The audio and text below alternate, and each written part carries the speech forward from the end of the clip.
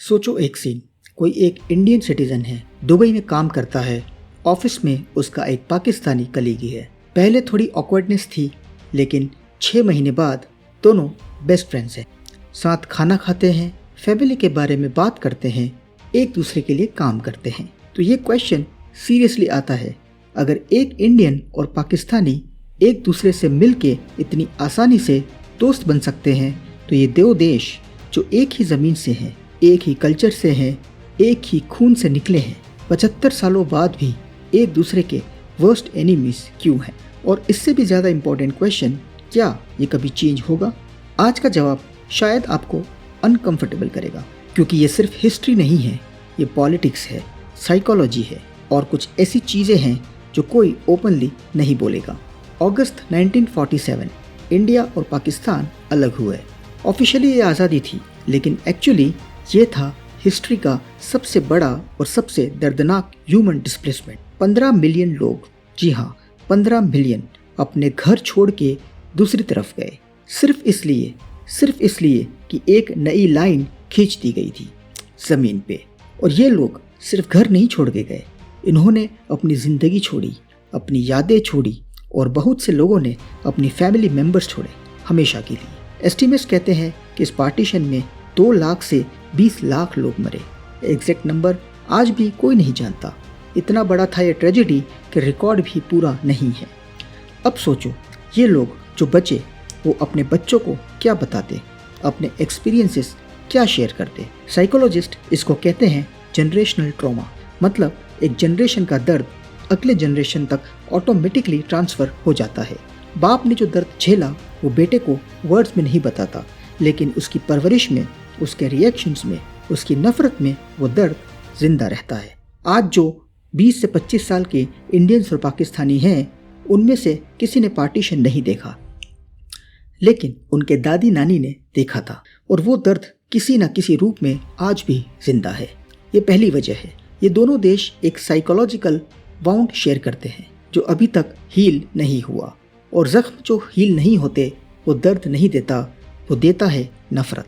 अब आते हैं उस चीज़ पे जो आप सब जानते हैं, कश्मीर। लेकिन मैं आपको वो एंगल दिखाना चाहता हूँ जो यूजुअली डिस्कस नहीं होता। कश्मीर सिर्फ ज़मीन का टुकड़ा नहीं है, ये दोनों देशों की आइडेंटिटी का हिस्सा है। इंडिया कहता है कश्मीर हमारा था, है और रहेगा, क्योंकि 1947 में महाराजा ने इंडिया के साथ इंस्ट्रूमेंट ऑफ एक्सेशन साइन किया था। पाकिस्तान कहता है कश्मीर हमारा होना चाहिए क्योंकि वहाँ मेजॉरिटी मुस्लिम पॉपुलेशन है, और पाकिस्तान का तो पूरा एग्जिस्टेंस ही इस प्रिंसिपल पे है कि साउथ एशिया के मुस्लिम का एक अलग देश होगा, और इसलिए ये प्रॉब्लम 75 साल में सॉल्व नहीं हुई। लेकिन यहाँ एक और लेयर भी है जो बहुत इंपॉर्टेंट है। दोनों देशों के पॉलिटिशियंस को कश्मीर का कॉन्फ्लिक्ट चाहिए। पाकिस्तान में सेम चीज़ होती है, वहाँ तो आर्मी का पूरा पावर स्ट्रक्चर ही इस नैरेटिव पे बेस्ड है कि इंडिया से खतरा है। अगर इंडिया से खतरा नहीं तो इतनी बड़ी आर्मी क्यों, इतना बड़ा डिफेंस बजट क्यों, आर्मी की पॉलिटिकल पावर क्यों? तो कश्मीर का सोल्यूशन दोनों देशों की गवर्नमेंट्स के लिए एक्चुअली एक प्रॉब्लम है, क्योंकि अगर कश्मीर सॉल्व हो गया तो बहुत सारे लोगों के हाथ से पावर चली जाएगी। ये सोचना थोड़ा डार्क है, लेकिन ये रियलिटी है। तीसरी और शायद सबसे अंडररेटेड वजह है पाकिस्तान की नेशनल आइडेंटिटी। पाकिस्तान का एग्जिस्टेंस एक आइडिया पे बेस्ड है कि साउथ एशिया के मुस्लिम्स को एक अलग नेशन चाहिए था। मतलब पाकिस्तान का होना ही प्रूव करता है कि इंडिया से अलग होना ज़रूरी था। इसका एक साइड इफ़ेक्ट ये हुआ कि पाकिस्तान की आइडेंटिटी पार्शियली डिफाइन होती है, इंडिया से अलग होने से, इंडिया से बेटर होने से और इंडिया को राइवल मानने से। कुछ पाकिस्तानी टेक्स्ट बुक में हिस्ट्री इस तरह पढ़ाई जाती है कि जो इंडिया को हमेशा एंटागनिस्ट दिखाए। ये प्रोपेगेंडा है, ये नेशन बिल्डिंग का एक टूल है जो बहुत सारे नए देशों ने यूज़ किया है, और फिर ये इमेज स्कूल्स में पढ़ने वाले बच्चों के दिमाग में बैठ जाती है। वो बड़े होते हैं इस इमेज के साथ, और फिर वो अपने बच्चों को सेम इमेज देते हैं। ये एक साइकिल है, और इस साइकिल को तोड़ना सिर्फ गवर्नमेंट्स के हाथ में नहीं है, ये तो कल्चर लेवल पे होना चाहिए, और कल्चर बहुत धीरे बदलता है। चौथी चीज़ जो इस पूरी सिचुएशन को एक स्ट्रेंज लूप में डाल देती है, दोनों देश न्यूक्लियर पावर्स है। इंडिया के पास न्यूक्लियर वेपन्स है, पाकिस्तान के पास न्यूक्लियर वेपन्स। दोनों के पास इनफ है कि एक दूसरे को और सराउंडिंग रीजन्स को तबाह कर सके। इसका मतलब ये है कि full scale war actually possible नहीं है, क्योंकि फुल स्केल वॉर में दोनों तरफ की डिस्ट्रक्शन गारंटीड है। इसको कहते हैं मैड, म्यूचुअली अश्योर्ड डिस्ट्रक्शन। तो फिर क्या होता है? कॉन्फ्लिक्ट फ्रीज हो जाता है, ना पूरी दोस्ती ना पूरी दुश्मनी, बीच की एक ऑकवर्ड स्टेट जहां दोनों देश एक दूसरे को थ्रेटन करते हैं लेकिन एक्चुअली कुछ नहीं करते। ये एक ट्रैप है।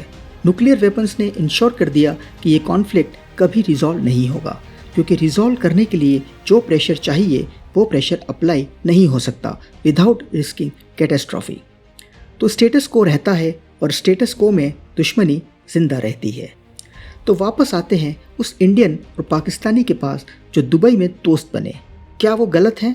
क्या उन्हें दोस्त नहीं बनना चाहिए था? बिल्कुल नहीं, वो गलत नहीं है। एक्चुअली वो ज़्यादा सच के करीब है इन दोनों देशों के लीडर से, क्योंकि ये दुश्मनी ये कभी लोगों की थी ही नहीं।